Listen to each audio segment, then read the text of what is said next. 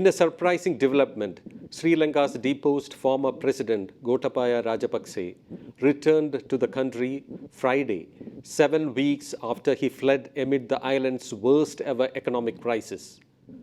Rajapakse was showered with flowers by a welcoming party of ministers and politicians as he disembarked at the main international airport in a sign of his enduring influence in the Indian Ocean nation, though critics say he led to ruin. There was a rush of government politicians to garland him as he came out of the aircraft.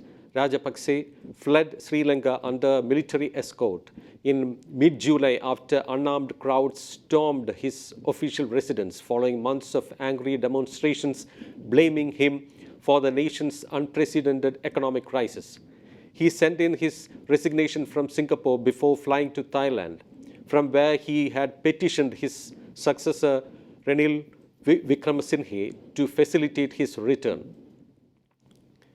The 73-year-old leader arrived from Thailand's capital Bangkok via Singapore on a commercial flight, ending his 52-day self-imposed exile. He has been living in a Thai hotel as a virtual prisoner and was keen to return, according to a source. A new security division was created to protect him after his return. The unit comprises elements from the army and police commandos. Opposition politicians have accused Wickremesinghe of shielding the once powerful Rajapakse family. Sri Lanka's constitution guarantees bodyguards, a vehicle and housing for former presidents, including Gotabaya and his elder brother and fellow ex-president Mahinda. Gotabaya Rajapakse's resignation ended his presidential immunity, and rights activists said they would press for his arrest on multiple charges, including his alleged role in the 2009 assassination of prominent newspaper editor Lesantha Wickrematunge. Rajapakse also faces charges in a court in the US state of California over Wickrematunge's murder and the torture of Tamil prisoners at the end of the island's traumatic civil war in 2009.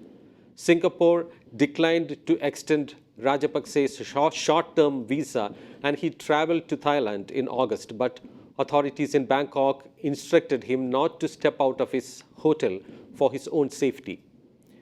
Rajapakse's youngest brother, Basil, the former finance minister, met with Wickremesinghe last month and requested protection to allow the deposed leader to return.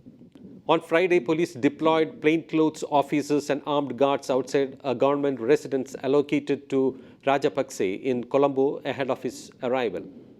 Security at his private home was also stepped up, and he was expected to first visit the family residence. Sri Lanka has endured months of shortages of crucial goods, including food, fuel, and medicines, along with lengthy electricity blackouts and skyrocketing inflation after running out of foreign currency to finance essential imports. The coronavirus pandemic dealt a hammer blow to the island's tourism industry and dried up remittances from Sri Lankans working abroad, both key foreign exchange earners. Rajapakse, who was elected in 2019 under the promises vistas of prosperity and splendor, saw his popularity nosedive as hardships multiplied for the country's 22 million people. His government was accused of introducing unsustainable tax cuts that drove up government debt and exacerbated the crisis.